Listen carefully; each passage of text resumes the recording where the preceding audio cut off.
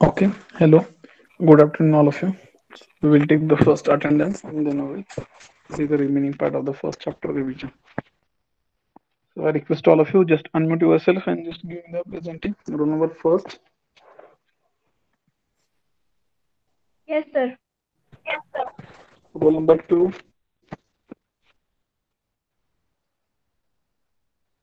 roll number three,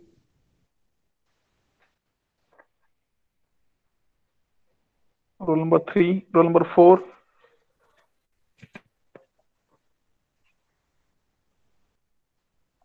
roll number five,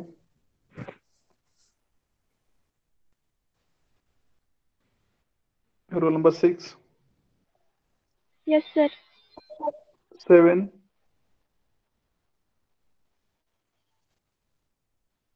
roll number eight,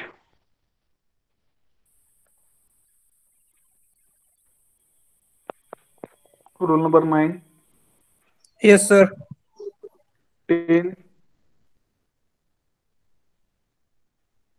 11,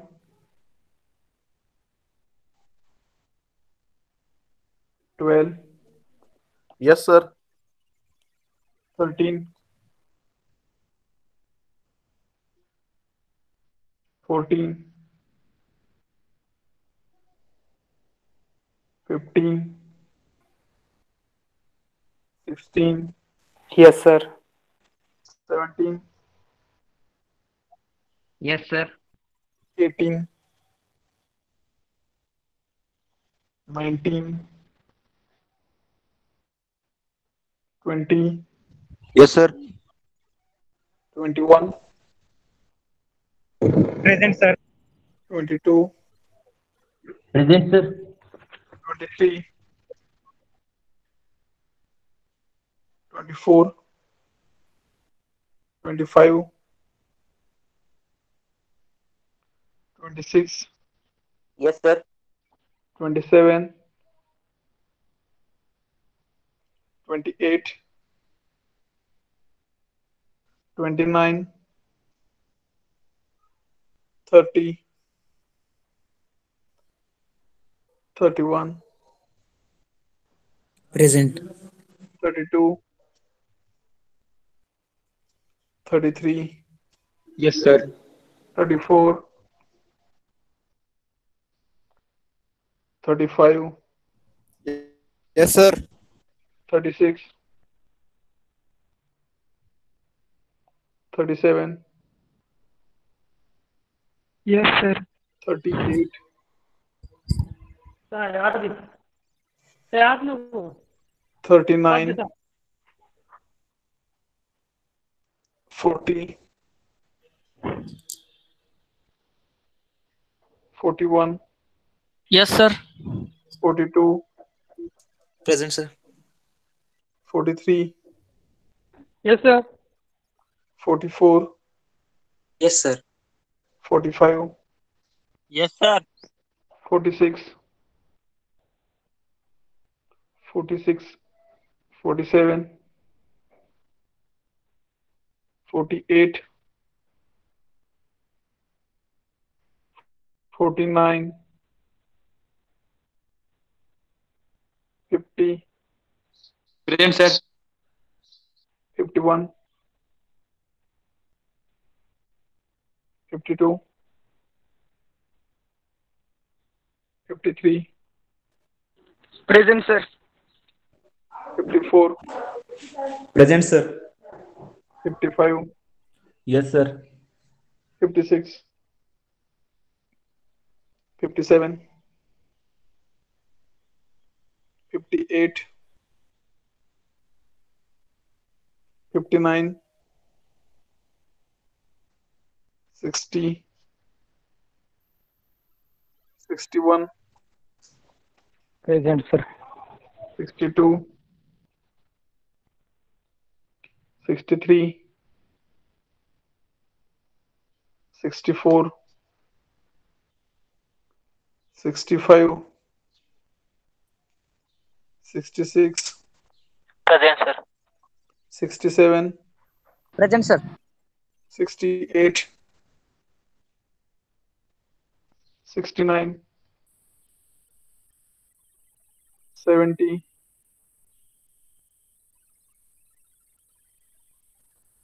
71, 72, 73, 74, Present, sir. 75, 76, 77, Yes, sir. 78,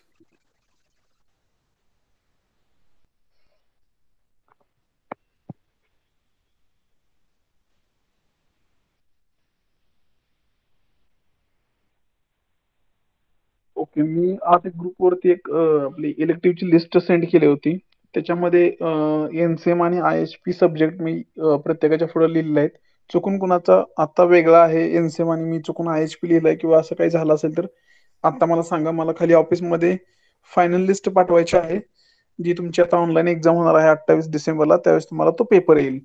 म्हणजे ज्याचा NCM आहे त्याला एनसीएमच येईल. आणि चुकून जर इथं लिस्टमध्ये माझ्याकडून जर वेगळा झाला असेल आणि तुम्ही आता वेगळे लेक्चर अटेंड करत असाल आणि जर वेगळा सब्जेक्ट गेला तर तुम्हाला तो वेगळ्या सब्जेक्टची एक्झाम द्यावी लागेल.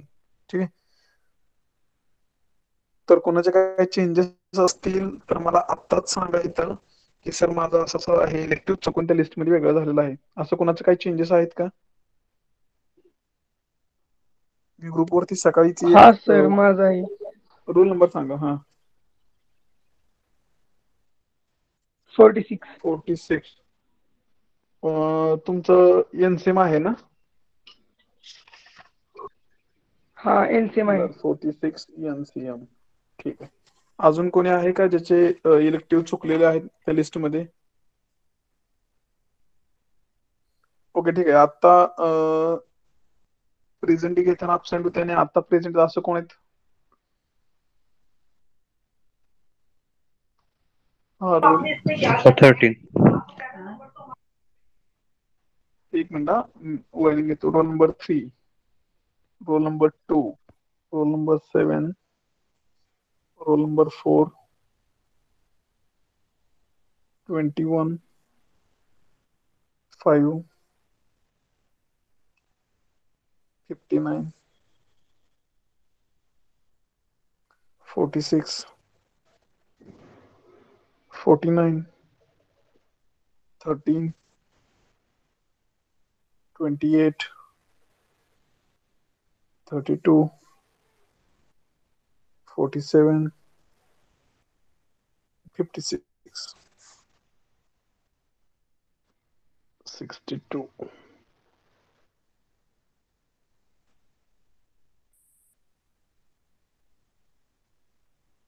35, 26. ओके.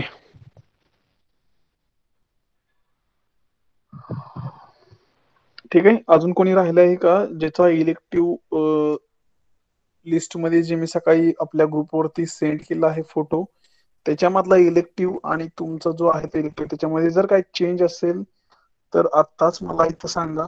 मी आज दुपारी ती शीट मी ऑफिसमध्ये पाठवणार आहे आणि ती शीट युनिव्हर्सिटीला सेंड होणार आहे आणि त्याच शीट वरती ज्याचा सब्जेक्ट असेल त्या सब्जेक्टची तुम्हाला ऑनलाईन एक्झाम द्यावी लागेल इलेक्टिव्हची. ठीक आहे. तर इन्शुअर करा जो सब्जेक्ट त्या शीट मध्ये आहे तोच बरोबर आहे का. नसेल तर मला लगेच सांगा. ठीक आहे. चला तर मग आपण काय करू आता, जे आपलं कालचा जी चॅप्टर नंबर 1 ची जी रिव्हिजन राहिली होती ती कम्प्लीट करूया. ठीक आहे. तर आपण काल काय काय बघितलं. बेसिक सुरुवातीला प्रोडक्ट सायकल आणि कॅडकॅम सीए टेक्निकचा यूज करून आपण कसं प्रोडक्ट डिझाईन करू शकतो आणि मॅन्युफॅक्चरिंग करू शकतो, त्याचे काही फायदे आणि काही तोटे बघितले. त्याच्यानंतर मार्केटमध्ये असे ठराविक कॅडकॅम सीएचे सॉफ्टवेअर आहेत आणि ते कुठल्या कुठल्या कंपनीचे आहेत आणि ते कुठल्या कुठल्या पर्पजसाठी वापरले जातात त्याची फक्त एक लिस्ट आहे. थोडक्यात आपण ते बघूया. तर पहिल्या नंबरला तुम्ही बघितलं तर तुम्हाला ऑटोकॅड ऑटोडेस्कचे डेस्कटॉप असं एक प्रोडक्टचं नाव आहे सॉफ्टवेअरचं. हे ऑटोडेस्क ह्या कंपनीनं बनवलेलं आहे. तर ते कशासाठी बेसिकली वापरतो आपण कॅड. आता कॅम सीए याच्या 3 सेक्टरमध्ये हा सॉफ्टवेअर कुठे यूज केला जातो, बेसिकली ड्राफ्टिंग आणि डिझाईनसाठी, म्हणून कॅड लिहिलंय पुढं. आणि याच्यामध्ये आपण काय करतो, ड्राफ्टिंग 2D असेल किंवा 3D मॉडेलिंग असेल, तर हे काम आपण ह्याच्यामधून करतो. सेकंड मध्ये डेसॉल्ट सिस्टम ही कंपनी, त्याच्यामध्ये मॉडेलिंगचे असे बरेच सॉफ्टवेअर येतात, जसं की कटिया असेल, कॉस्मॉस असेल, सॉलिड वर्क्स असेल, अबॅकस असेल, इनोवा, स्मार्ट टीम असेल. तर याचं बेसिकली कुठे यूज करतो? आता कटियाचा बेसिकली आपण ड्राफ्टिंग डिझायनिंग परत मॅन्युफॅक्चरिंग अनालिसिस साठी करतो, त्याच्यामुळे तिथं कॅडकॅम सीए लिहिलं आहे. ऍप्लिकेशन कुठे कुठे आहेत तर एरोस्पेस, ऑटोमोटिव्ह, शिप बिल्डिंग आणि जे बाकीच्या इंडस्ट्री आहेत ऑटोमोटिव्हच्या आणि मेकॅनिकलच्या, त्याच्यामध्ये बऱ्यापैकी आपण ह्याचा यूज करतो. ठीक आहे. कॉस्मॉस असेल तर ते सीए मध्ये आहे अनालिसिस साठी. सॉलिड वर्क असेल तर डिझायनिंग ड्राफ्टिंग साठी. अबॅकस स्पेशली अनालिसिस साठी. पीडीएम, इनोवा ते जे काही प्रोडक्ट डिझाईन मॅनेजमेंट जे असेल, प्रोडक्ट डिझाईन डेव्हलपमेंट, त्याच्यासाठी आपण स्पेशली हे वापरलं जातं, इनोवा आणि स्मार्ट टीम.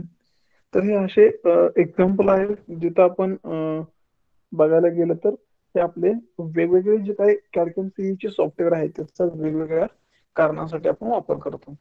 आता पुढे बघितलं तर पॅरामेट्रिक टेक्नॉलॉजी कंपनीचं Pro Engineers, Pro Manufacturing, Pro Mechanica आणि विंडचिल हे जे काही वेगवेगळे सॉफ्टवेअर आहेत ते आपण कॅडकॅम सीए साठी आणि प्रोडक्ट लाईफ सायकल मॅनेजमेंटसाठी हे आपण यूज करतो. आता विंडचिल हे जे काही सॉफ्टवेअर आहे ते स्पेशली आपण एखाद्या प्रोडक्टची लाईफ सायकल असते. लाईफ सायकल म्हणजे काय, की जिथून आयडिया जनरेशन होते आणि जिथं त्या प्रोडक्टचं डिस्पोजल करण्याची वेळ येते, म्हणजे आयडिया जनरेट करून ते प्रोडक्ट आपण डिझाईन करतो, मॅन्युफॅक्चरिंग करतो, यूज करतो, रिसायकल करतो आणि नंतर डिस्पोज करतो, रिसायकल किंवा डिस्पोज. तर ह्या टोटल एका लाईफ स्पॅनला त्या प्रोडक्टचे आपण काय करतो, प्रोडक्ट लाईफ सायकल मॅनेजमेंट असं नाव देतो. त्याच्यामध्ये त्याचं जे काही प्रोडक्टचं लाईफ सायकल, त्या लाईफ स्पॅन मध्ये जे जे काही प्रोसेस आहेत त्याचा आपण स्टडी करतो. मग त्याच्यासाठी आपण हे विंडचिल नावाचं एक सॉफ्टवेअर आहे ते आपण यूज करतो. नेक्स्ट आहे सिमेन्स कंपनी, त्याच्यामध्ये बघितलं तर NX Nastran, Solid Edge, Ideas, Teamcenter असे हे वेगवेगळे सॉफ्टवेअर आहेत. त्याच्यामध्ये बेसिकली एनएक्स हे टोटल आपण त्याच्यामध्ये कॅड पॅकेज आहे, सीए आहे आणि कॅम पॅकेज आहे. त्याच्या खाली बघितलं तर नॅस्ट्रॉन ह्या स्पेसिफिक अनालिसिस साठी आहे, सॉलिड एज हे डिझाईन ड्राफ्टिंग साठी, तसंच आयडियाज आणि टीम सेंटर हे पीएलएम साठी. म्हणजे सिमेन्स कंपनीमध्ये पण तुम्ही कॅडकॅम सीई प्लस पीएलएम सारख्या तुम्ही तिथं वर्क करू शकता, त्यांचे एवढे सॉफ्टवेअर आहेत. ठीक आहे. तर हे झालं फक्त एक्झाम्पल म्हणून की कोणते कोणते सॉफ्टवेअर कॅडकॅम सीईचे आपण कुठल्या कुठल्या ऍप्लिकेशन आणि पर्पज साठी यूज करत होते. पुढचा पॉईंट आहे तो महत्वाचा, फंक्शन्स काय आहेत ग्राफिक्स सॉफ्टवेअरचे किंवा ग्राफिक्स सॉफ्टवेअर का महत्वाचं आहे कॅडकॅम सीई मध्ये. तर तुम्ही बघितलं तर जे काही आपण डिस्प्ले करतो आपल्या स्क्रीनवरती आउटपुट डिव्हाइस, त्याच्यासाठी हे आपल्याला ग्राफिक्स सॉफ्टवेअर खूप महत्वाचं आहे. मग त्याच्यामध्ये जे काही ग्राफिक्स इलिमेंट्स आहेत त्याचं जनरेशन, त्याचं ट्रान्सफॉर्मेशन असेल, आपण जे काढलेलं आहे त्याचं म्हणजे दिलेला इनपुट आहे त्याचं आउटपुट मध्ये कन्वर्ट करण्यासाठी, विंडोइंग व्ह्यूइंग फंक्शन साठी, सेगमेंटिंग साठी आणि युजर इनपुट साठी. तर असे हे बरेच, हे फक्त दिलेले आहेत एवढेच नाही तर अजून ह्याच्या व्यतिरिक्त पण असे खूप फंक्शन्स आहेत जेणेकरून त्या ग्राफिक्स सॉफ्टवेअरचा आपल्याला कॅडकॅम सीई सिस्टीम मध्ये खूप मदत होते. मग ती मदत कशी असेल, तुम्ही दिलेल्या इनपुटचं आउटपुट दाखवण्यासाठी असेल, तुम्ही दिलेल्या इनपुटचं आत जे काही कोडिंग डिकोडिंग असेल त्याच्यासाठी असेल, किंवा तुम्ही दिलेल्या इनपुटचं तुम्ही बघणार असेल तर विंडो व्ह्यूच्या फंक्शन साठी. असे वेगवेगळे खूप असे फंक्शन्स आहेत ग्राफिक्स सॉफ्टवेअरचे. याचा खूप इम्पॉर्टंट रोल आहे कॅडकॅम सीई सिस्टीम मध्ये. नेक्स्ट पॉइंट आहे हार्डवेअर इन कॅडकॅम सीई. आता बघितलं तर तुम्ही आपल्या ह्या कॅडकॅम सिस्टीम मध्ये जे मेन इम्पॉर्टंट पॅरामीटर्स आहेत हार्डवेअर मध्ये, तर ते आहेत design work station, CPU, output plotters and secondary storage. आता याच्यामध्ये जे काही तुम्ही इनपुट देता, जे इनपुट म्हणजे फ्रॉम कीबोर्ड असेल, टच स्क्रीन असेल, माऊस असेल, ठीक आहे, जॉयस्टिक असेल, हे तुमचं इनपुट डिव्हाइस. इनपुट देऊन तुम्ही काय करता, तुमचे जे काही इनपुट फाईल आहेत, जे काही प्रोग्राम असेल, एखाद्या प्रोडक्टची प्रोग्राम फाईल असेल, ते तुम्ही इनपुट करता त्या सिस्टीम मध्ये. ग्राफिक्स टर्मिनलला त्याचा सिग्नल पास करतो आपण आणि ते पूर्ण जे काही सिस्टीम असेल डिकोडेड करून त्याचं जे काही एक सिग्नल असेल तो आपण पुढे पास करतो आपल्या ड्रायव्हिंग मोटरला, जे काही आपली मॅन्युफॅक्चरिंग जे काही इक्विपमेंट असेल त्याला आपण तो सिग्नल सेंड करतो, जेणेकरून तुम्ही ज्या दिलेल्या इनपुट कमांड आहेत त्या डिकोडेड होऊन त्या सिग्नलद्वारे तुमच्या त्या मशीन पर्यंत पोहोचतात आणि तुमचं जे ऍक्च्युअल मॅन्युफॅक्चरिंग असेल ते सुरू होतं. मग त्याच्यासाठी लागणारे हे इम्पॉर्टंट इलिमेंट आहेत, जसं की ग्राफिक्स टर्मिनल, सीपीयू असेल, हे सगळं डिस्प्ले करण्यासाठी तुमचा डिस्प्ले स्क्रीन असेल, मग हे सगळं तुम्हाला आउटपुट देण्यासाठी तुम्हाला प्लॉटर्स असतील, प्रिंटर असेल, आणि ह्या सगळ्या पाठीमागं हे जे काही सगळा प्रोग्राम आहे इन्फॉर्मेशन स्टोअर करण्यासाठी लागणार तुमचं स्टोरेज सिस्टम. ठीक आहे, तर हे इम्पॉर्टंट पॅरामीटर्स आहेत हार्डवेअर मधलं. हे कॉन्फिगरेशन आहे, याच्यामध्ये हे जे काही एलिमेंट आहेत हे तुम्हाला सगळ्या सिस्टम मध्ये दिसतील. ठीक आहे, तर याच्यामधला हा CAD/CAM चा दुसरा इम्पॉर्टंट पार्ट. आता ग्राफिक्स वर्क स्टेशनचं जे आपण आता बघितलं हार्डवेअर मध्ये, त्याचा इम्पॉर्टंट रोल काय आहे, म्हणजे त्याचं फंक्शन नक्की काय आहे, काय करतो तो, तर ते काय करतं की जे काही तुमचं सीपीयू आहे आणि जे तुम्ही इनपुट देणार आहात त्याच्यामध्ये जे काही जोडण्याचं काम करतं ते ह्याचं महत्वाचं काम ग्राफिक्स वर्क स्टेशनचं. नंतर परत जे काही तुम्हाला गिव्हन दिलेला डेटा इनपुट आहे त्याच्यापासून काहीतरी एक स्टेडी तुमचं जे काही इमेज असेल ते जनरेट करण्यासाठी याचा उपयोग होतो.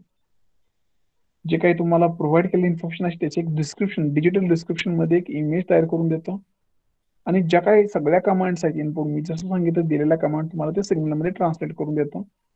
आणि ह्या सगळ्या ज्या फॅसिलिटी आहेत ह्या जो यूज करतोय आणि जे सिस्टम आहे त्याच्यामध्ये हे कसं आहे एकदम इको फ्रेंडली आहे. म्हणजे आपण जे काही प्रोव्हाइड करतोय इन्फॉर्मेशन ॲज अ इनपुट, जे काही तुम्ही दिलेलं एखादा सपोज मला एक पार्ट करायचा असेल तर त्या पार्टसाठी लागणाऱ्या जेवढ्या इन्फॉर्मेशन असतील मग त्याच्या डायमेन्शन पासून, त्याच्या मटेरियल प्रॉपर्टीज पासून ते त्याच्या कलर पर्यंत हे जे काही सगळं इनपुट आपण देतोय ते युजरला आणि त्या सिस्टीमला, म्हणजे तुम्ही त्या सिस्टीम मध्ये देताय आणि तुम्ही त्या परत त्याच्यापासून काहीतरी आउटपुट बघताय, ह्याच्यापर्यंत कम्युनिकेशन हे करण्याचं काम ग्राफिक्स वर्क स्टेशन करतात. तुम्ही जर बघितलं साधारणतः जर तुम्ही लॅपटॉप घेत असाल तर त्याला जर त्या लॅपटॉपला ग्राफिक्स कार्डच नसेल तर तुम्हाला जर माहित असेल तुम्ही गेम्स खेळत असाल किंवा एखादा हाय डेफिनेशनल व्हिडिओ बघत असाल तर तुम्हाला त्याचा फरक नक्की जाणवेल की ग्राफिक्स कार्डचं काम काय असतं. ठीक, तर हा त्याचा इम्पॉर्टंट रोल आहे. Components of graphics work station. आता याचं कंपोनंट काय जसं की आपण आता बघितलं इनपुट डिव्हाइस आणि ग्राफिक्स टर्मिनल. ठीक आहे, तर आता आपण डिस्कस केलं की इनपुट म्हणजे काय, इनपुट मधून आपण जे काही इनपुट देतो त्या सिस्टीमला ते आपलं इनपुट डिव्हाइस आहे. मग ते तुम्ही वेगवेगळ्या पद्धतीने देऊ शकता. कीबोर्ड असेल, तुम्हाला काहीतरी डेटा टाईप करायचा असेल किंवा तुमचं जॉयस्टिक असेल, हे एन नंबर ऑफ एक्झाम्पल आहेत की तुम्ही इनपुट कसं देता. ठीक आहे, हे एक एक्झाम्पल आहे सीआरटीचं कॅथोड रे ट्यूब. ह्याच्यामध्ये काय जे दिलेलं आपण इनपुट आहे त्याच्यावरून एक इमेज जनरेशन कसं होतं, इमेज जनरेशनचं एक टेक्निक आहे. मग ते टेक्निक कोणतं होतं, ते सीआरटी एक मेथड आहे. सीआरटी ट्यूब एक इक्विपमेंट आहे की जे आपण दिलेला इनपुट पासून ते इमेज जनरेट करून तुमच्या डिस्प्ले स्क्रीन वरती दिसते. ठीक आहे, तुम्ही जर जुन्या काळातलं म्हणजे एकदम जुन्या टीव्ही बघितला असेल ओल्ड, तर त्याच्या पाठीमागे एक छोटस एक ट्यूब असायची आणि त्याच्यामध्ये एक छोटीशी लाल कलरचा किंवा व्हाईट कलरचा, कलर चॉकलेट कलरचा त्याच्यामध्ये एक पदार्थ असायचा. ठीक आहे, तो काय असायचा, न्यूक्लिअर एक छोटासा. आता सध्याला तुम्ही ऐकून असाल, चर्चा पण चालू आहे सगळीकडे की बरेच जण जुन्या टीव्ही शोधत आहेत आणि त्याच्यातली पाठीमागची जे ट्यूब आहे त्याच्यामध्ये जे काही न्यूक्लिअर पार्टिकल्स सापडतात त्याच्यासाठी सध्याला आता तस्करी थोडक्यात आपण म्हणू की चालू आहे. तर बरेच जण ते शोधत आहेत, त्याला काहीतरी मार्केटमध्ये खूप व्हॅल्यू आहे, असं तसं सुरू आहे. ठीक आहे, तर हे जुन्या काळातले जे टीव्ही होते त्याच्या पाठीमागे असं एक इमेज जनरेशनचं टेक्निक असायचं. ते ट्यूब असायची, खूप मोठ्या साईजची असायची. आता जे नवीन एलसीडी किंवा एलईडी आले त्याच्यामध्ये खूप स्मॉल साईज मध्ये ते फिट करून वेगवेगळे टेक्निक वापरून त्यांनी हे केलंय. हे जुन्या टीव्ही मधलं म्हणजे तुम्हाला एक समजायचं असेल तर एक एक्झाम्पल सांगितलं की जुन्या टीव्ही मध्ये एक खूप पाठीमागे असं बॅक साईडला एक लांब निमूळत असं एक डिझाईन तसं असायचं टीव्हीचं, त्याच्यामध्ये ही ट्यूब असायची, जेणेकरून आलेले वरून अँटेनाकडून आलेलं सिग्नल ते काय करायचं, इमेज मध्ये ते कन्वर्ट करायचं. ठीक आहे, हे त्याच्यासाठी जे वेगवेगळ्या पद्धती आहेत की इमेज जनरेट करण्यासाठी जे वेगवेगळे टेक्निक आणि जे काही पद्धती आहेत त्याच्यामध्ये एक आहे ते स्ट्रोक रायटिंग आणि एक आहे ते रास्टर स्कॅन. हे आता दोन पद्धती अशा आहेत की बाबा की तुम्हाला इमेज कशी जनरेट करायची आहे. स्ट्रोक मध्ये कसं आहे की फक्त एक स्ट्रोक म्हणजे असं एक सिग्नल येतो आणि त्या स्ट्रोक मध्ये फक्त ते इमेज जनरेट करत जातं. पण रास्टर स्कॅन मध्ये कसं आहे, मल्टिपल टाईप रेज येतात आणि त्या तुमच्या इमेज लगेच पिक्सेल बाय पिक्सेल जनरेट करून डिस्प्ले करतात. ठीक आहे, आता त्याच्यामध्ये टाईप आहेत की बाबा ग्राफिक्स टर्मिनल्सचे कुठले कुठले टाईप आहेत. एक आहे तर directed beam refresh, direct beam येतो. डायरेक्ट व्ह्यू स्टोरेज ट्यूब ही एक दुसरा प्रकार आहे ट्यूबचा, की बाबा त्याच्यामध्ये तुम्ही स्टोरेज करू शकता आणि नंतर डिस्प्ले करू शकता. रास्टर स्कॅन म्हणजे आपण आता बघितलं, डिजिटल टीव्ही एक्झाम्पल दाखवलं तुम्हाला की जे नवीन टीव्ही आहे त्याच्यामध्ये हे आतापर्यंत लेटेस्ट बाकी ग्राफिक्स टर्मिनल यूज करतात. आता त्या तिघांचा डिफरन्स बघायचं झालं तर हे असा डिफरन्स आहे. आता आपण पॅरामीटर्स केलेस की इमेज जनरेशन असेल, पिक्चर क्वालिटी असेल, डेटा कंटेंट, हे पॅरामीटर केलेत आणि त्याच्यावरून आपण त्यांचं डिस्टिंग्विश केलंय. इमेज जनरेशन मध्ये बघा तुम्ही डायरेक्ट बीम, परत नंतर दुसरा आणि तिसरा रास्टर स्कॅन, ह्याच्यामध्ये कुठल्या कुठल्या पद्धतीचं इमेज जनरेशन टेक्निक यूज केलं जातं हे दाखवलं. ठीक आहे. तसंच पिक्चर क्वालिटी असेल, कोणाची कुठली चांगली आहे. नंतर डेटा कंटेंट आहे, erase, grey colour, colour capability, animation capability. तर ह्या सगळ्या प्रोसेस दाखवल्यात की ज्याच्यामध्ये आपण हे तिघांचा डिफरन्स करू शकतो. ठीक आहे. सगळ्यात पहिल्या चॅप्टर मधला एक बेसिक क्वेश्चन तो म्हणजे इनपुट डिव्हाइसेस. कॅडकॅम सी सिस्टीम मध्ये कोणकोणते इनपुट डिव्हाइसेस, एक कॉमन क्वेश्चन आहे. जसं की तुम्ही बघितलं की टेक्स्ट इनपुट देण्यासाठी आपण कीबोर्ड यूज करतो. नंतर OMR म्हणजे तुम्हाला कळत असेल की तुम्ही ज्यावेळेस सीईटीची एक्झाम दिली असेल, शीट असते बघा एमसीक्यू टाईप, त्या प्रकारे OMR शीट असते, म्हणजे तुम्ही तिथं इनपुट देऊ शकता. माऊस असेल, ट्रॅकबॉल असेल, joystick, light pen, digitiser, scanner, barcode reader आणि बायोमेट्रिक्स, हे काय तुमचे इनपुट टाईप. इनपुट म्हणजे काय की ज्याच्यातून त्या सिस्टीमला तुम्ही काहीतरी इन्फॉर्मेशन प्रोव्हाइड करताय, त्याला आपण काय म्हणतो इनपुट डिव्हाइसेस. आता तुमची जी स्क्रीन असेल लॅपटॉपची, पीसीची, ती तुमची इनपुट असू शकेल का? तुम्हाला काहीतरी बघायला मिळतंय तुम्ही दिलेल्या इनपुट मधून, तर ते काय असू शकतं, आउटपुट असू शकतं. प्रिंटर घ्या, तुम्ही जर काहीतरी इन्फॉर्मेशन त्याला प्रोव्हाइड केली पीसीला आणि त्याच्यातून तुम्हाला काहीतरी एक हार्ड कॉपीमध्ये काहीतरी इन्फॉर्मेशन मिळत असेल, तर ते काय तुमचं आउटपुट. प्लॉटर असेल, प्रिंटर असेल, डिस्प्ले असेल, ठीक आहे, हे तुमचं काय आहे आउटपुट. आणि हे काय आहेत तुमचे इनपुट डिव्हाइसेस. ठीक आहे. तुम्ही एक्झाम्पल बघू शकता, हे तुमचे सगळे इनपुट डिव्हाइसेस आहेत जेणेकरून तुम्ही त्या सिस्टीमला काहीतरी इन्फॉर्मेशन प्रोव्हाइड करत आहात. हे बघा पहिलं सिंपल एक्झाम्पल आहे. आता कीबोर्ड मध्ये पण 2-3 प्रकार असतात. एक ऍडव्हान्स लेवलचा कीबोर्ड, एक सिंपल कीबोर्ड. ठीक आहे. म्हणजे बऱ्याच कीबोर्ड मध्ये 104 कीज असतात, कुठे 130 असतात, कुठल्यामध्ये 112 असतात. असे काय काय मध्ये हे न्यूमेरिक कीपॅड आहे साईडचं ते नसतं, तेवढ्या कीज कमी होतात. असे बरेच कीबोर्ड असतात. कीबोर्डचे टाईप खूप आहेत. याच्यानुसार तुम्ही स्पेसिफिक पर्पज साठी पण असतात, गेमिंग साठी असतात, ऑफिशियल पर्पज साठी, डेटा इनपुट साठी असतात. तर हे वेगवेगळे टाईपचे इनपुट कीबोर्ड असतात. हे आहे लाईट पेन डिजिटायझर. म्हणजे तुम्ही लाईट पेन, एक पेन असतो आपला टच स्क्रीन मोबाईल कसा असतो, त्या मोबाईलवरती कसा आपण एक छोटा पेन वापरून टच इनपुट देऊ शकतो, तसं एक असं एक लाईट पेन डिव्हाइस असतो की ज्याच्यामध्ये आपण इन्फॉर्मेशन तिथं देऊ शकतो इनपुट म्हणून. स्कॅन, याच्यामध्ये आपण एखादी गोष्ट प्रिझर्व करून सॉफ्ट कॉपी मध्ये घ्यायची असेल तर आपण काय करतो, ते पेज स्कॅन करतो. त्याच्यासाठी आपण काय करतो, स्कॅनर यूज करतो. त्याला आपण ते इनपुट देतो म्हणून ते इनपुट डिव्हाइस. आउटपुट डिव्हाइस मध्ये परत तुम्हाला सांगतो की प्रिंटर, प्लॉटर अँड डिस्प्ले, ह्याचं परत क्लासिफिकेशन केले त्यांनी. मग ते वेगवेगळ्या प्रकारचे प्रिंटर असू शकतात. त्याच्यामध्ये प्रिंटरचे खूप टाईप आहेत. लाईन असेल, सिरियल असेल, पेज असेल, त्याच्यामध्ये परत ड्रम, चेन, लेझर असेल, डीझी असेल, डॉट मॅट्रिक्स असेल.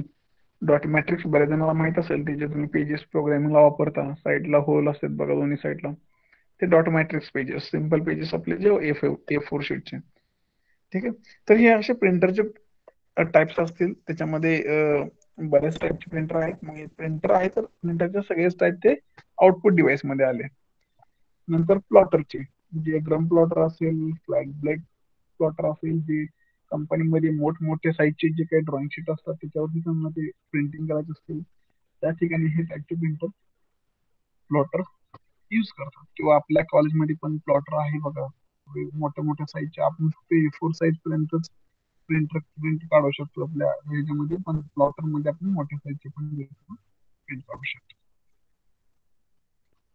सॉफ्टवेअर कॉन्फिगरेशन मध्ये बघितलं तर तुम्हाला बघायला मिळेल की जसं मग बघितलं की इनपुट डिझाईन वर्कस्टेशन मध्ये दोन इम्पॉर्टंट एलिमेंट असतात, ते म्हणजे graphics terminal, user input devices.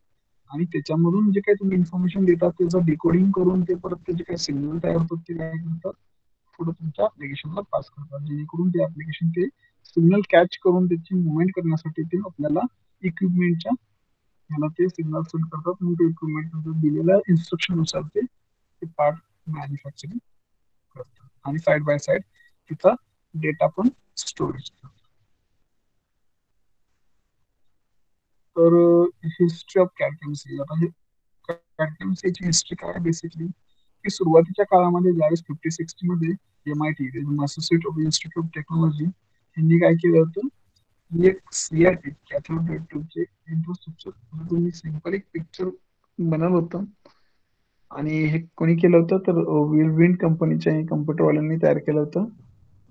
आणि MIT सर्व मेकॅनिझम लॅब डेव्हलप त्यांनी सुरुवातीला ज्यावेळेस न्यूमेरिकल कंट्रोल सिस्टीम ज्यावेळेस कन्सेप्ट त्यांनी डेव्हलप केले होते, तर त्यांनी त्यावेळेस लॅब डेव्हलप केली होती 3 ऍक्सिस मिलिंग मशीनची त्या काळात 50-60 मध्ये 1900. नंतर त्यांनी लाईट पेन पण त्यांच्याकडून डेव्हलप झाला होता. SAG semi automatic ground environment ही एक सोसायटी आहे, त्यांच्याकडून ते डेव्हलप झालं होतं.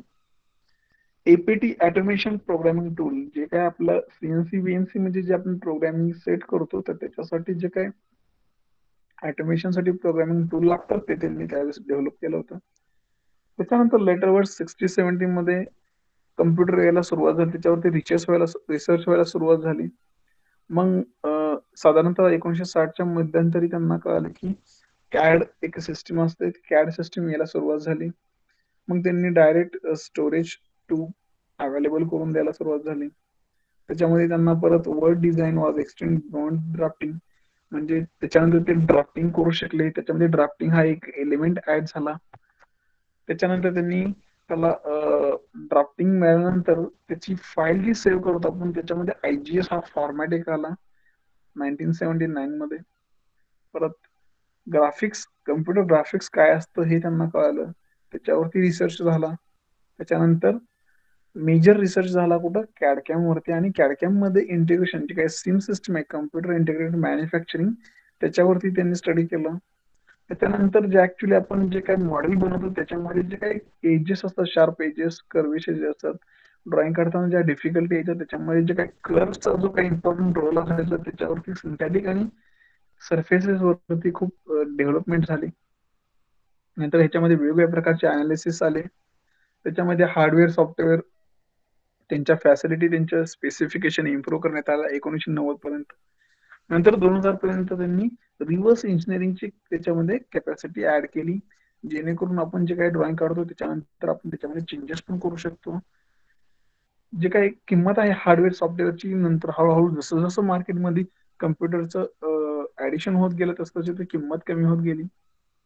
जे काही कम्युनिकेशन करण्याचं जे काही मीडियम होतं ते वाढत गेलं, नेटवर्किंगचं वाढत गेलं. व्हर्च्युअल फॅक्टरी स्टार्टेड, जे काही आपण फिजिकली जाऊन जे फॅक्टरीला प्रोडक्शन करायचो, जे काम करायचो त्याच्याऐवजी आपण ऑनलाईन कम्प्युटरवरती प्रोग्रामिंग वरती करू शकायला लागलो. आणि 2000 नंतर रॅपिड प्रोटोटायपिंग आणि 3D प्रिंटिंगचा इरा सुरू झाला. याचा अर्थ म्हणजे काय की आपण एखादी आयडिया जरी जनरेट केली आपल्या डोक्यामध्ये आणि त्याचं ऍक्च्युअल प्रोडक्ट मॅन्युफॅक्चरिंग केल्याशिवाय कळत नव्हतं की हा प्रोडक्ट कसा आहे, मग त्याच्यासाठी खूप वेळ आणि खूप पैसा जायचा. तर ते टाळून आपण काय केलं की एक अशी एक मेथड आणली की ऍक्च्युअल प्रोडक्शन करण्या अगोदर त्या प्रोडक्टचा एक छोटासा आपण म्हणतो ना एक डुप्लिकेट क्लोन कॉपी, एक प्रोटोटाईप बनवूया की जेणेकरून तो मार्केटमध्ये किंवा कस्टमर समोर ठेवला तर तो जर त्यांना आवडला तर त्याचा आपण ऍक्च्युअल परत मॅन्युफॅक्चरिंग करू शकतो as per the customer need and requirement. मग त्याच्यासाठी वेळ पण कमी लागेल आणि खर्च पण कमी होईल. ठीक आहे, तर खूप महत्वाची आणि खूप इम्पॉर्टंट स्टेप्स त्यावेळेस सुरू झाली. Cost of high performance computers reduce drastically. त्यावेळेस सुरुवातीला कम्प्युटर हे खूप कमी असायचे, त्याच्यामुळे प्राइस खूप जास्त असायची. आणि नंतर नंतर सुपर कम्प्युटर यायला लागले आणि त्याची कॉस्ट पण एवढी हाय नव्हती, त्याची कॉस्ट पण कमी झाली. Wireless transmission system was development. नंतर वायरलेस ट्रान्समिशन सिस्टीम पण हळूहळू डेव्हलप झाली. जसं जसं आपण मॉडर्न इराकडे म्हणजे जसं जसं त्यांची अतिशय म्हणजे डेव्हलपमेंट होत गेली तसं हे सगळं ऍडव्हान्स होत गेलं, आपण ऑटोमेशन कडे वळत गेलो. ठीक आहे. तर हा आपला होता पहिल्या चॅप्टरचा रिव्हिजन. याच्यामध्ये फक्त बेसिक गोष्टी बघायला गेलं तर इम्पॉर्टंट काय आहेत, तर हार्डवेअर, ग्राफिक्स, फंक्शन आणि प्रोडक्ट सायकल आणि इनपुट डिव्हाइस आणि आउटपुट डिव्हाइस, हे बेसिक मोजके थोडे इम्पॉर्टंट पॉईंट आहेत, ज्याच्यामध्ये आपण बघितलं की एखादा प्रोडक्ट आयडिया जनरेशन झाल्यापासून तर ऍक्च्युअल मॅन्युफॅक्चरिंग होईपर्यंत आपल्याला कोणत्या कोणत्या गोष्टी घ्याव्या विचारात, त्याचे ऍडव्हान्टेजेस काय आहेत, आणि हे सगळं करत असताना तुम्ही कॅडकॅम सीएचा उपयोग कसा करता हे त्याच्याहून खूप महत्वाचं. तुम्हाला प्रत्येक फेज मध्ये कॅड कॅम आणि सीएचा पुरेपूर उपयोग कसा करताय हे तुम्हाला बघावं लागतं. With optimisation you are going to create a good product with more profitability. Okay. त्याच्यामध्ये हार्डवेअर असतील, list of input output devices असतील, ग्राफिक्स सॉफ्टवेअरचा काय इम्पॉर्टंट रोल आहे हे तुम्हाला समजून घेता आलं पाहिजे. जर ग्राफिक्स नसतं तर आपण काय केलं असतं. इमॅजिनेशन, बियॉन्ड द इमॅजिनेशन, तुम्ही जर विचार केला एखादी गोष्ट आपण अनालिसिस सॉफ्टवेअरवरती जर एखाद्या गोष्टीवरती किती फोर्स अप्लाय केल्यानंतर ती गोष्ट कशी कुठं बियॉन्ड कुठं ब्रेक होईल हे आपण बघून घेतो आपल्या अनालिसिस सॉफ्टवेअरवरती. तर हे सगळं कशामुळे शक्य आहे, तर ग्राफिक्स प्रॉपर्टीजमुळे. ठीक आहे. जर ग्राफिक्सच नसत्या प्रॉपर्टीज तर आपण हे सगळं करू शकलो नसतो. ठीक आहे. तर एवढं इम्पॉर्टन्स आहे ग्राफिक्स सॉफ्टवेअरचा. आणि एखाद्या गोष्टीचा प्रोसेससाठी आपण कोणता कॅडकॅम सी सॉफ्टवेअर सिलेक्ट करतो हे पण तेवढंच महत्वाचं आहे. त्या प्रोडक्टच्या त्या पार्टच्या रिक्वायरमेंटनुसारच आपण तो चांगला कॅडकॅम सी सॉफ्टवेअर सिलेक्ट करणं हे पण खूप गरजेचं आहे. मग ते सिलेक्शन ऑफ द कॅडकॅम सॉफ्टवेअर त्याचा एक खूप इम्पॉर्टंट रोल आहे. तर हा आपला बेसिक फर्स्ट चॅप्टर होता, ज्याचे आपण सगळे पॉईंट रिव्हिजन मध्ये कव्हर केलेला आहे. जर हे सोडून कोणाला अजून काही डाऊट असेल, कोणाला कळालं नसेल तर विचारू शकता. आय थिंक आपला सेकंड जो नेक्स्ट लेक्चर आहे 2 पासून 3 ते मला वाटतं आय थिंक प्रॅक्टिकल असेल. तर हे जर बऱ्यापैकी सगळ्यांना झाला असेल तर आपण प्रॅक्टिकलला होईल बघूया का.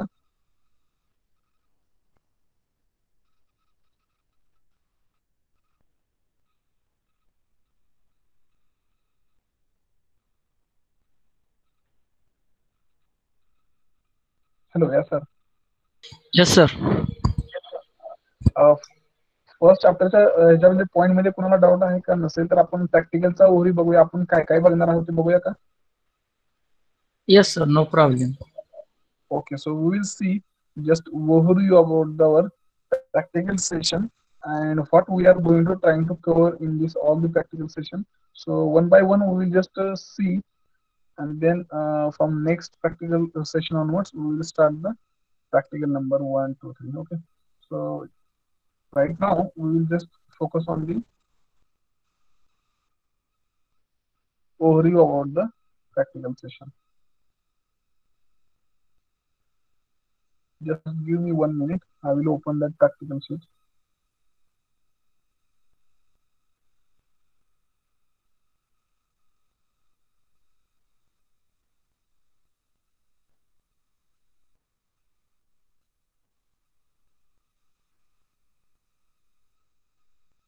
Okay, yes sir, my screen is visible. Yes, sir. That index sheet of the practical is visible Yes, yes. clearly. Yes, Okay. sir. Okay, so now you can see this is our index sheet or content sheet of our practical of the CAD/CAM CE. So first, Can you zoom? right now. Okay. Yes, yes. Okay. So first practical based on the totally modeling and drafting of any two mechanical component. याच्यामध्ये आपल्याला काय करायचं, सुरुवातीचं जे practical आहे आपलं, आता basically मला माहित नाही किती जणांनी कटिया क्लास केलाय, जो वरी सरनं घेतला होता तो त्याच्यामध्ये किती जणांनी क्लास केलाय. तर त्याच्यामध्ये जर आपण बघितलं, जसं की आपण ऑटोकॅड सॉफ्टवेअर असं ओपन केल्यानंतर ज्या टूल्स असतात सगळ्या, तसं कटियामध्ये बेसिक जे टूल्स आहेत, मग त्याच्यामध्ये सुरुवातीला मी आता कटियामध्ये बघितलं तर 4 ते 5 इम्पॉर्टंट सेक्शन आहेत. त्याच्यामध्ये जर पहिला असेल तर पार्ट डिझाईन, असेंब्ली, स्केचर आणि ड्राफ्टिंग हे 4 इम्पॉर्टंट पहिले बेसिक लर्निंग फेज आहेत कटियामध्ये. आता कटिया सॉफ्टवेअरला बघितलं तुम्ही जर कधी त्याच्यावरती मॉडेल काढला असेल, आता बऱ्याच जणांनी कटियाचा क्लास पण केला आहे, तरी मी त्याच्यात सांगतो तुम्हाला. सुरुवातीला ज्यावेळेस आपण सुरुवातीला स्केचरचा आपण स्टडी करतो त्यावेळेस स्केचरच्या ज्या प्रॉपर्टीज आहेत, जे आपण बघतो की जे मेशिंग आहे त्याचं मॅपिंगचं, स्नॅपचं डिस्टन्स, स्नॅप ब्रीडचं डिस्टन्स असेल ते आपण कसं ठेवायचं, किती ठेवायचं, सुरुवातीला सेटिंग मध्ये जे काय तुम्ही युनिट घेता, मेजरमेंट घेता ते कशामध्ये ठेवायचे तुम्हाला, हे ज्या सगळ्या साऱ्या सिंपल बेसिक ज्या सेटिंग्स आहेत त्या इम्पॉर्टंट आहेत. त्याच्यानंतर पार्ट डिझाईन मध्ये गेल्यानंतर तुम्हाला जे काही टूल्स दिसतील ते टूल्स बद्दल सगळी इन्फॉर्मेशन असेल की हा टूल कशाचा आहे, ह्या टूल मधून काय होतं, हे टूल कशाचे आहेत, स्केच बेस्ड फीचर कोणते आहेत. ठीक आहे. तर जे जे मॉडेलिंगचे असतील किंवा डिझाईनचे असतील किंवा स्केचरचे असतील, हे जे टूलबार्स आहेत त्याची बेसिक सगळी इन्फॉर्मेशन जे आहे ते आपण पहिल्या प्रॅक्टिकलला बघू. आणि याच्यामधून आपण एक सिंपल 2 कंपोनंट असतील जे एकदम सिंपल असतील, ज्याच्यामध्ये सोपे तुम्ही टूल्स यूज करून तुम्ही ते जिओमेट्री क्रिएट करू शकता. हे असे पहिला प्रॅक्टिकल आहे ज्याच्यामध्ये आपल्याला कोणतेही 2 मेकॅनिकल कंपोनंट आपल्याला ड्रॉ करायचे आहेत. ठीक आहे. दुसरं जे प्रॅक्टिकल आहे त्याच्यामध्ये जे असे आपण पहिल्या प्रॅक्टिकलला 1-2 कंपोनंट तयार केलेले आहेत, तसंच दुसऱ्या प्रॅक्टिकलला असे 2 ते 3 मोठे असेंब्लीवाले एक कंपोनंट असतील, ते आपल्याला काय करायचे, त्याची ऍक्च्युअली असेंब्ली करायची. सपोज एक्झाम्पल घेतलं आपलं एखादा मेकॅनिकल कंपोनंट म्हणजे इंजिन असेल, केसिंग असेल, त्याच्यामध्ये किती पार्ट असतात, इंजिनचं बाहेरचे केसिंग असतं, आतले कंपाऊंडर्स असतात, गिअर्स असतील, शाफ्ट असतील, असे 1-2 मेकॅनिकल मोठे कंपोनंटचे असेंब्ली करायचे. ठीक आहे. इथं दिलंय अराउंड 3 to 5 मशीन कंपोनंट, पण आपण 2 ते 3 घेऊया. ठीक आहे.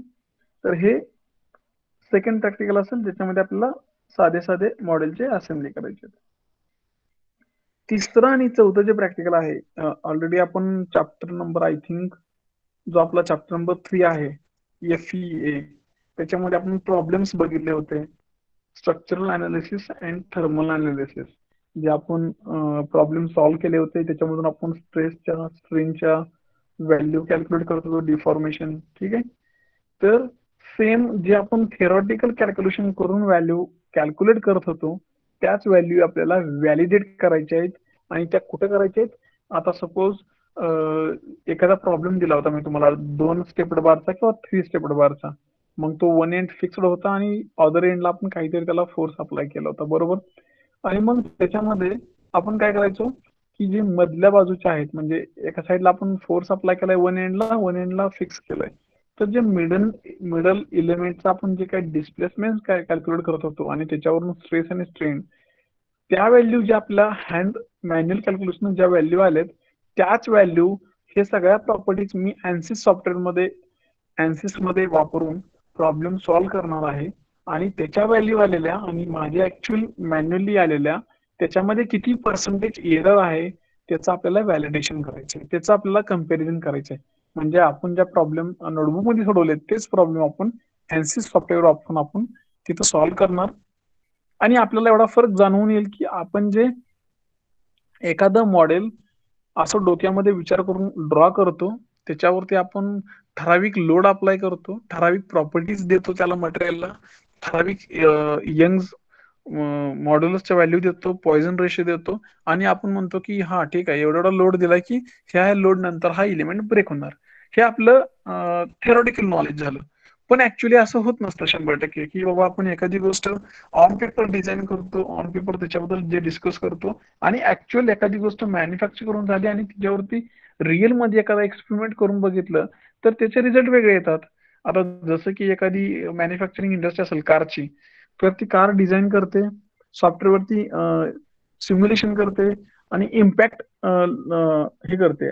सिम्युलेशन इम्पॅक्ट म्हणजे काय, एखादी पुढे अशी वाल असते, भिंत असते आणि गाडी त्याच्यावरती 100च्या स्पीडने येऊन आदळतात. मग त्या अनालिसिस मध्ये त्यांना ह्याला क्रॅश अनालिसिस म्हणतात. मग त्याच्यामधून काय कळतं की पुढचा जो तुमचा जो बोनेटचा पार्ट आहे की ह्या अंतरापर्यंत तो आतपर्यंत डिफॉर्मेशन झाला आणि त्याच्यामुळे एवढं डॅमेज झालं, एवढ्यापर्यंत स्ट्रेस आणि फोर्स अप्लाय झाला, ड्रायव्हरला एवढ्या इंजुरी झाल्या. ठीक आहे, हे आपण सॉफ्टवेअर वरती काढतो. पण हे जर रिअल मध्ये एखादी गाडी कुठं भिंतीवरती एवढ्या स्पीड मध्ये धडकली तर त्याचे इम्पॅक्ट वेगळे असतात. म्हणजे मी म्हणत नाही की 100% वेगळे असतात, पण आपण एवढा अंदाज लावू शकतो की सॉफ्टवेअर वरती की ह्या फोर्स पर्यंत, ह्या स्पीड पर्यंत तुम्ही जर व्हेकल चालवली तर तुम्ही सेफ राहाल. म्हणजे आपल्याकडे इयर बॅग्स असतात, सीट बेल्ट असतो, आणि चुकून तुमच्याकडनं 100 किलोमीटर/आवर वरती एवढा ऍक्सिडेंट झाला तरी तुम्ही सेफ राहू शकता. असं एक आपण अंदाजे इस्टिमेटेड व्हॅल्यू सॉफ्टवेअर वरती कॅल्क्युलेट करतो आणि आपण त्याला सेफ झोन व्हॅल्यू म्हणतो. जेणेकरून परत त्या गाडीचं आपण एक कॅटलॉग म्हणून एक मॅन्युअल तयार करतो, जो आपण गाडी विकताना ते सोबत देतो.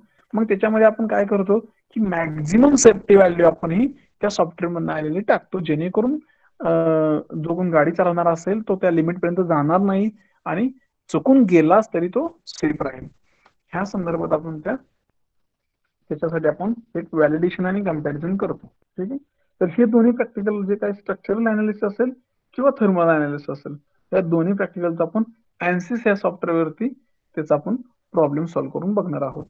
हे प्रॅक्टिकल नंबर 3 आणि 4 हे टोटली ANSYS सॉफ्टवेअर वरती होणार आहेत आणि ते टोटल अनालिसिस असतील. ठीक आहे, पाचवं जे आहे ते part programming of one job using CAM software.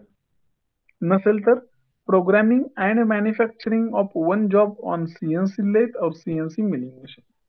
आता ह्याच्यातला जो पहिला पार्ट आहे की ते म्हणतात की part programme of one job, म्हणजे कोणता तरी एक जॉब तो प्रोग्रामिंग यूज करून तुम्ही पूर्ण करा CAM सॉफ्टवेअर वापरून. आता आपल्याकडे CAM सॉफ्टवेअर अवेलेबल नाहीये कॉलेजमध्ये, तर आपण काय करू, दुसरं जो ऑप्शन आहे part programming and manufacturing of one job using CNC lathe and CNC milling. तर आपल्या कॉलेजमध्ये CNC मशीन आहेत, VMC पण आहे, तर त्याच्यामध्ये तिथं ऍक्च्युअल मॅन्युफॅक्चरिंग केलं जातं. तर मग मी तुम्हाला तिथं आपल्या कॉलेजमध्ये जे मॅन्युफॅक्चरिंग केलं जातं त्याच्यासाठी लागणारा प्रोग्राम आणि ते ऍक्च्युअल मशीनिंग हे त्याचं प्रॅक्टिकली तुम्हाला दाखवता येईल. ठीक आहे, तर हे होईल आपलं प्रॅक्टिकल नंबर 5. प्रॅक्टिकल नंबर 6 जे की टोटली डिपेंड आहे तुमच्या इंडस्ट्रियल व्हिजिट वरती. परंतु unfortunately in this semester, in this year, we are not going to visit any industry physically, so that part we will see afterwards.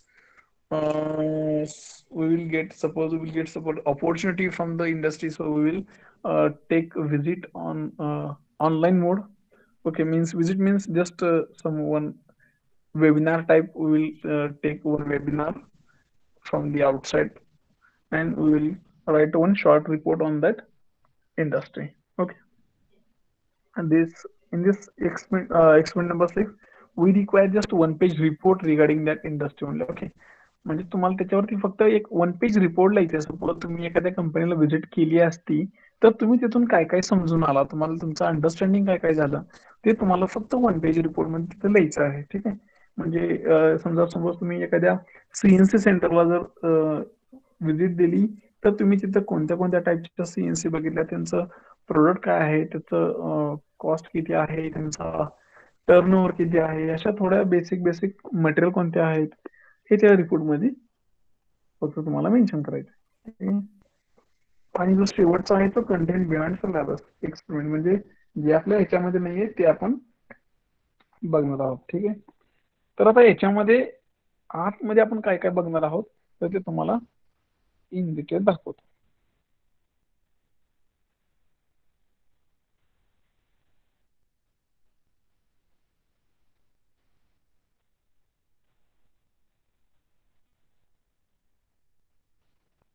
ठीक आहे, तर हा आपला एक्सपेरिमेंट नंबर पहिला असेल, ज्याच्यामध्ये आपल्याला बघायचं आहे की कुठले तर 2 सिंपल मेकॅनिकल कंपोनंट आपल्याला ड्रॉ करायचे आहेत आणि ते पण कटिया सॉफ्टवेअर वरती यूज करून. ठीक आहे, आता याच्यामध्ये बघितले तर सिंपल जे आपले टूलबार आहेत, स्केचड बेस्ड टूलबार असेल, ज्याच्यामध्ये आपण काय करतो, मटेरियल ऍडिशन करतो आणि मटेरियल रिमूव्ह पण करतो. ठीक आहे, मग पॅड असेल, रिब असेल, त्याच्यामध्ये आपण काय करतो, मटेरियल ऍडिशन करतो, पॉकेट असेल, स्लॉट असेल, मटेरियल रिमूव्ह करतो, शाफ्ट असेल, स्टिफनर असेल, मटेरियल ऍडिशन करतो, ग्रो असेल, लॉट असेल, होल असेल, मटेरियल रिमूव्ह करतो. ठीक आहे, म्हणजे याच्यामध्ये काय मटेरियल ऍडिशन आणि मटेरियल रिमूव्हल. ठीक आहे. पुढचं जे आहे ड्रेसअप फीचर्स टूलबार. याच्यामध्ये आपण काय करतो, जे फिलेट असेल, चॅम्पियर असेल, रेडियस असेल, कॉर्नर असेल, जे काय हे छोटे छोटे जे काही वर्क्स आहेत जे आपण फिनिशिंग साठी केले जातात त्याला ड्रेसअप फीचर्स म्हणतात. ते आपण याच्यामध्ये बघणार आहोत. म्हणजे आपल्याला ह्या टूलबारचा यूज करून सिंपल सिंपल 2 मेकॅनिकल कंपाऊंड आपल्याला काय करायचे आहेत, ड्रॉ करायचे आहेत. ठीक आहे. परत ट्रान्सफॉर्मेशन फीचर्स असतील, जे की ट्रान्सलेशन असेल, रोटेशन असेल, सिमेट्रिक अबाउट ऍक्सिस असेल, रेक्टेंगल पॅटर्न्स असतील, सर्क्युलर रेक्टेंगल, हे सगळे आपल्याला फक्त फीचर्स फक्त वापरायचे आहेत. स्केचर म्हणजे काय असेल, सगळ्या टूलचे कमांड असेल, जसे काही लाईन असेल, पॉइंट असेल, सर्कल असेल, स्क्वेअर असेल, रेक्टेंगल असेल, हे सगळे साधे साधे टूल. कन्स्ट्रेंट टूलबार असतील. कन्स्ट्रेंट म्हणजे मला एखादा पॉइंट, ठराविक पॉइंट पासून ऍक्सिस पासून एखादा पॉइंट घ्यायचा असेल त्याला कन्स्ट्रेंट करणं, लाईन ऍक्सिस कन्स्ट्रेंट करणं. ठीक आहे. View toolbar. व्ह्यू म्हणजे काय असतं, zoom, pan, move, zoom in, zoom out, हे साधे साधे टूलबार तुम्हाला समजून घेऊन याचा उपयोग करून आपल्याला काय करायचं आहे, एक सिंपल मेकॅनिकल कंपोनंट हे करायचे. आता ह्याच्यामध्ये एक एक्झाम्पल घेतलंय मी एल्बोचं. आता हा एक एल्बो आहे. मी याचं ड्राफ्टिंगची इमेज दाखवते तुम्हाला. ठीक आहे. तर हा एल्बो आहे. तर हा एल्बो आपल्याला काय करायचं आहे, बनवायचं. हे मेकॅनिकल कंपोनंट म्हणून आपण घेतलेला आहे. तर याचे सगळे डायमेन्शन दिलेत आणि हा ड्राफ्टिंग करून परत असा आपल्याला कट्यामध्ये पहिल्यांदा हा पार्ट ड्रॉ करायचा आहे आणि ड्रॉ करून झाल्यानंतर त्याचं आपल्याला ड्राफ्टिंग अशा पद्धतीने करायचं आहे की ज्या पद्धतीने त्याचे सगळे व्ह्यूज दिसले पाहिजे. मग फ्रंट व्ह्यूज असेल, साइड व्ह्यूज असेल, टॉप व्ह्यूज असेल, किंवा तुम्हाला जो आयसोमेट्रिक कुठला व्ह्यू घ्यायचा असेल तो व्ह्यू तुम्ही घेऊ शकता. ठीक आहे. असं हे सगळ्या डिटेल्स आपल्याला. आता जर आपल्याला हेच घ्यायचं म्हटलं तर तुम्ही हे पण घेऊ शकता, नसेल तर तुम्ही दुसरा कुठला एखादा कंपोनंट घेऊ शकता. तसंच पुढे घेतलंय बघा, एक फ्लॅंज कपलिंग घेतली आहे. ही एक फ्लॅंज कपलिंग आहे. याचा आपल्याला सिंपल एक डिझाईन करायचं आहे. ह्याचं डायमेन्शन आहे सगळे, हे आपल्याला तिथं काढायचं आहे. हे एक्झाम्पल आहे, तुम्ही हे घ्या किंवा दुसरं घेऊ शकता. परत नकल जॉईंट आहे. ठीक आहे. युनिव्हर्सल कपलिंग आहे. हे झालं तुमचं पहिलं जे काही पहिला प्रॅक्टिकल होतं, त्याच्यामध्ये तुम्हाला बेसिक टूलबार यूज करून मेकॅनिकल कंपोनंट सिंपल 2 ड्रॉ करायचे होते. ठीक आहे.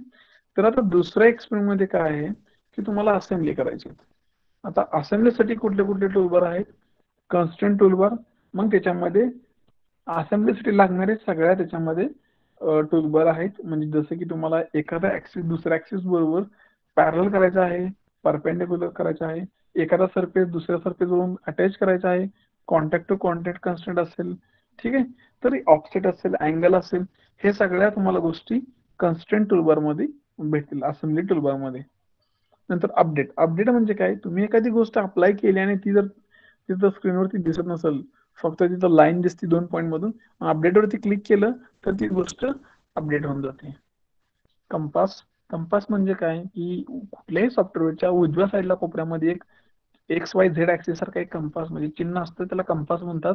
त्याच्यावरती तुम्ही क्लिक करून फिरवलं किंवा हे केलं तर त्या कंपासच्या मदतीनं तुम्ही एकाच ऑब्जेक्ट मध्ये असणाऱ्या वेगवेगळे कंपोनंट तुम्ही एकमेकापासून दूर करू शकता किंवा त्या मुवमेंट करू शकता. त्याला त्या कंपासचा मदत होते. ठीक आहे. आणि व्ह्यू म्हणजे काय, व्ह्यू मधून तुम्ही पर्टिक्युलर पॅन करू शकता, झूम करू शकता, परत तुम्ही त्याची काय म्हणतात रोटेशन करू शकता. ह्या सगळ्या गोष्टी सिंपल त्या व्ह्यू मधून करू शकता. आता इथे एक एक्झाम्पल घेतले आपण असेंब्लीचं, नकल जॉईंटचं. तर ही एक असेंब्ली आहे. ही आपल्याला असे पार्ट काढून त्याची असेंब्ली इथं करायची आहे. ठीक. दुसरा आहे युनिव्हर्सल कपलिंग.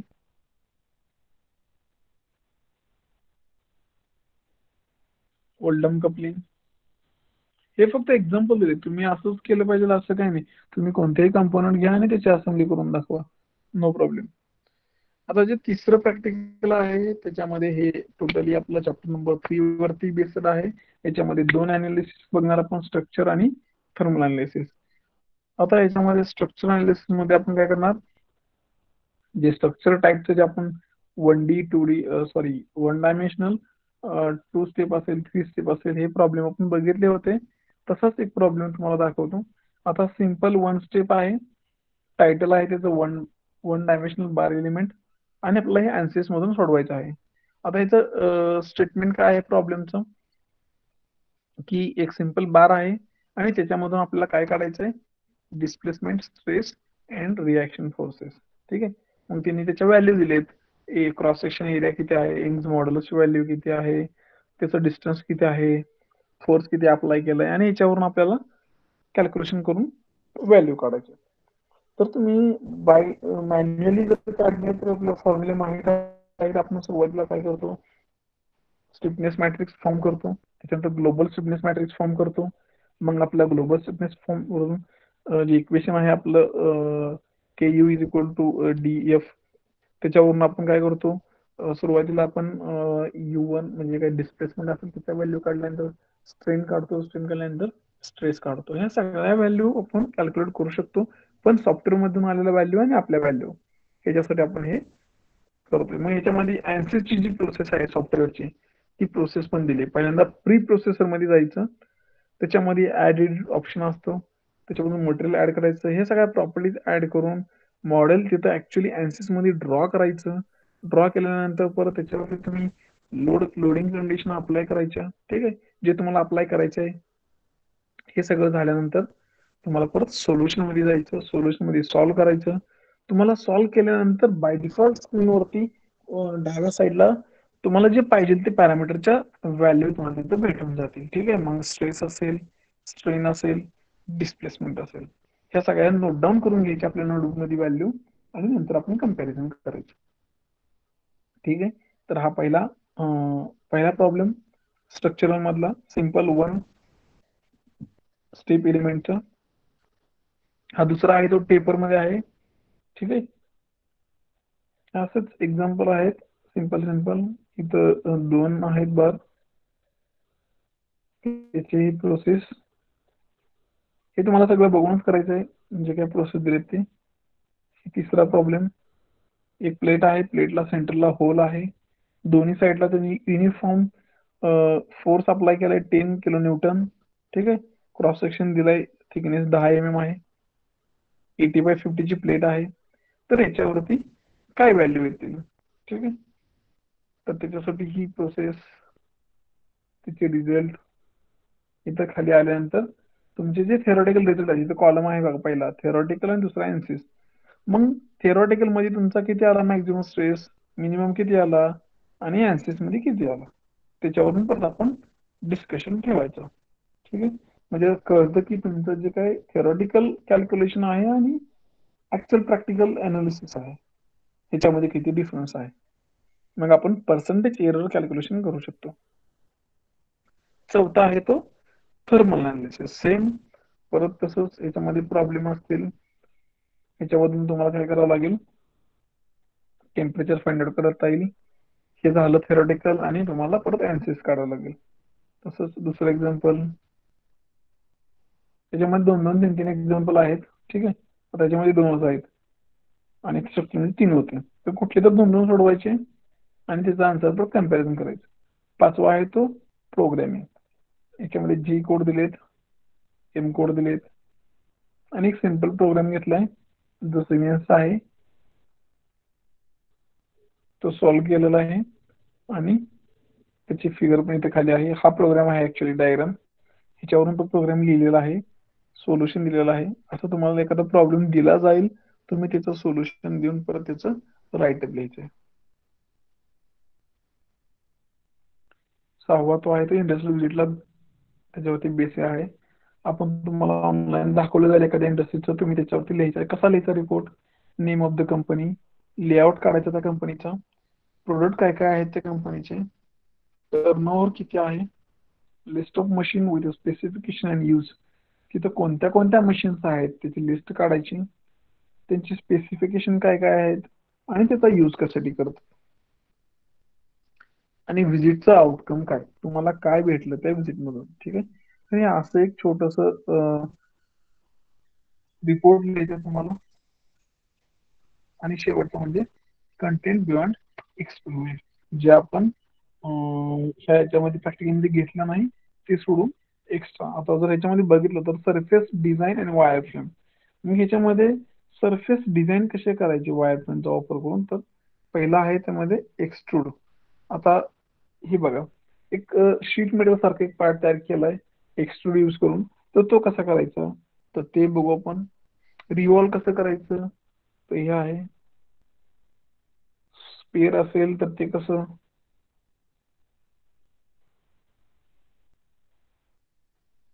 सिलेंडर असेल तर कसं, हे ऑलरेडी तुम्हाला माहित असेल, पण सिम्पल आहे, फक्त ऍडिशनल नॉलेज असावं म्हणून हे फक्त एक्स्ट्रा ठेवलंय. ठीक आहे, तर हे असं आपलं थोडक्यात खूप सोपं आणि साधं प्रॅक्टिकलचा प्लॅन आहे. असं बघायला गेलं तर तुम्ही 4 ते 5 तासामध्ये किंवा 2-3 तासामध्ये तुम्ही हे सगळे प्रॅक्टिकल करू शकता. एवढं सोपं आहे. ठीक आहे, असं पण नाहीये की खूप डिफिकल्ट टास्क आहे आपला कार्यक्रमचा प्रॅक्टिकल. खूप सोपं आहे. फक्त तुम्हाला आता दुसरा एक मेजर प्रॉब्लेम असा आहे की हे टोटली प्रॅक्टिकल आपलं सॉफ्टवेअरवरती बेस्ड आहे, बरोबर आहे. आता मी जरी शिकवलं इकडून तुम्हाला, तरी तुमच्याकडे प्रत्येकाकडे सगळ्याकडे लॅपटॉप आहेच असं नाहीये. आणि जरी असलाच तरी प्रत्येकाकडे कॅडकॅम सॉफ्टवेअर सॉरी कटिया इन्स्टॉलच आहे असं पण नाहीये. त्याच्यामुळे हा आता मेजर ड्रॉबॅक आहे. आता याच्यातून एकच सोल्युशन आहे की तुम्ही फक्त समजून घ्या आणि ज्यावेळेस परत आपण ऍक्च्युली कॉलेज चालू होईल त्यावेळेस तुम्ही परत हे सगळं प्रॅक्टिस करू शकता. आणि आय थिंक एक चांगली गोष्ट की फॉर्च्युनेट तुम्ही सगळ्यांनी, मला वाटतं आय थिंक सेकंड इयरच्या सेकंड सेमलाच सगळ्यांनी कटिया क्लास व रिसर्चच्या अंडर तुम्ही तो कोर्स कम्प्लीट केलाय. म्हणजे बऱ्यापैकी मुलांनी कम्प्लीट केलाय, त्याच्यामुळे बऱ्यापैकी सगळ्यांना नॉलेज आहे त्याचं. ठीक आहे, तरी पण एकदा रिव्हिजन होऊ द्या तुमची, त्याच्यावरून तुम्ही तुम्हाला लक्षात येईल की तुमचं अजून तुम्ही मॉडेलिंग करू शकता, अजून तुम्ही त्याच्यामध्ये डिझायनिंग वाढवू शकता, तुमचं असेंब्ली वाढवू शकता. ठीक आहे, तर हा एक ओव्हरव्ह्यू आपला प्लॅन आहे प्रॅक्टिकलच्या कार्यक्रमच्या. तर तुम्ही आपण नेक्स्ट प्रॅक्टिकल स्लॉट पासून प्रॅक्टिकल घ्यायला सुरू करू. तर मी आता तुम्हाला एक प्रॅक्टिस म्हणून मी तुम्हाला एक प्रॉब्लेम सॉल्व्ह करायला देतो. तो प्रॉब्लेम सॉल्व्ह करायचा आणि मला सेंड करायचा. ठीक आहे, 1 मिनिट द्या मला, मी प्रॉब्लेम लगेच दाखवतो तुम्हाला.